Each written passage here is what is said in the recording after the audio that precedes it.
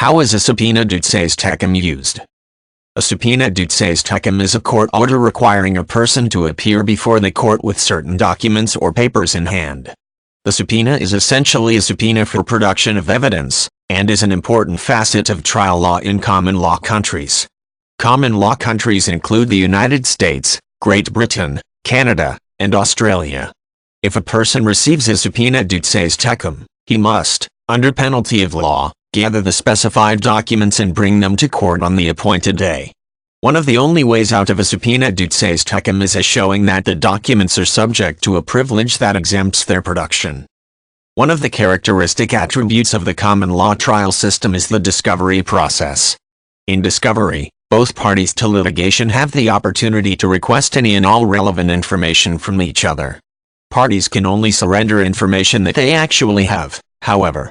If one party requests relevant information that the other party does not control, the court is often asked to issue a subpoena Duces Tecum to get that information. Courts use the subpoena to ensure that the fact finder is able to consider a sufficiently wide body of evidence before making a decision. The rules about how the subpoena must be served and the time in which the recipient must respond vary by jurisdiction, but most of the time, a subpoena Duces Tecum must be served in person. If the recipient is the information described in the subpoena compels him to deliver that information personally to the court on the date listed. He also usually must be prepared to testify about the documents, their contents, and the circumstances of their creation. The personal presentation requirement makes a subpoena Duces Tecum materially different from a subpoena ad testificandum, which is another tool the court can use to gain evidentiary information. An ad testificandum order requires a person to appear and give testimony about certain documents or happenings, but it does not require the production of anything tangible. In a Duces Tecum situation, there is testimony about a document concurrent with the document's admission into the material evidence of the case.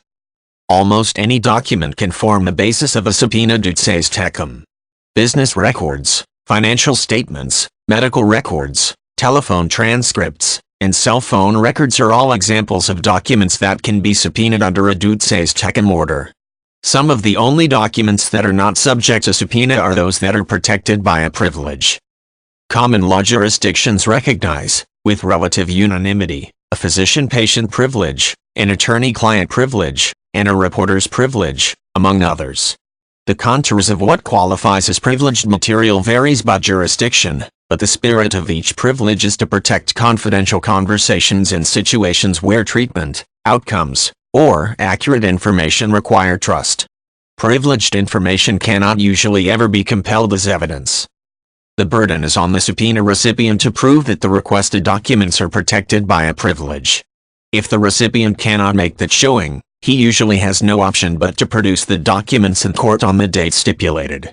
Courts will sometimes grant continuances to give recipients more time to appear, usually in cases where locating the requested information is demonstrably burdensome. Again, the burden is on the recipient to ask for a continuance.